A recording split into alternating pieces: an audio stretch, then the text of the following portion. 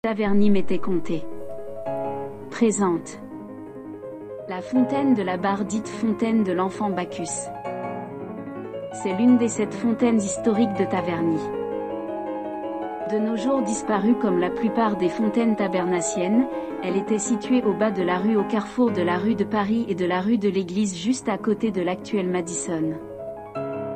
Cette fontaine était alimentée par des sources situées aux alentours de l'église Notre-Dame de Taverny sur les hauteurs de la ville. Et plus précisément, alimentée par la source dite de la Siomette dans la propriété du Haut-Tertre non loin de l'actuel cimetière de la Forêt. L'eau captée est acheminée par des tuyaux vers des points de regroupement ou bassins de collecte. Le 25 juin 1819, la municipalité de Taverny signe une transaction avec monsieur le baron Dubarret pour des travaux concernant la source de la Siomette qui alimentera en partie cette fontaine publique en centre-ville. La fontaine possède un réservoir en haut de la colonne.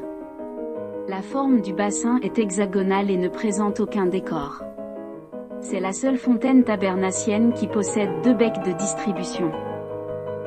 Au-dessus de la colonne en pierre, se trouve la statue en bronze représentant Bacchus enfant, dieu du vin, facilement reconnaissable car l'enfant tient dans une main la corne de l'abondance et dans l'autre une grappe de raisin.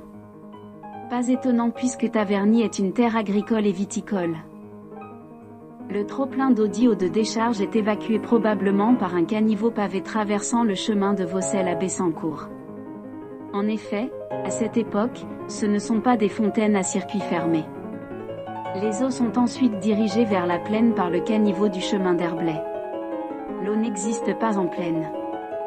Il faut alors irriguer les cultures. Plus tard, cette évacuation sera faite par un tuyau qui ira alimenter le gué abreuvoir des chevaux situé au chemin de Pontoise. En juin 1889, il devient nécessaire de refaire la fontaine. Cette fontaine resta en service jusqu'au début du XXe siècle.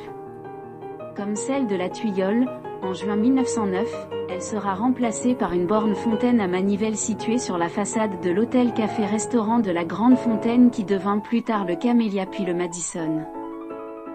Pour terminer cet épisode, chers auditeurs, une petite anecdote. Quand on supprima cette fontaine, on ne sut jamais ce qu'il advint de la statue en bronze de l'enfant Bacchus. Elle disparut sans laisser de traces sûrement usurpées par des malfaiteurs pour le riche matériau que représentait le bronze.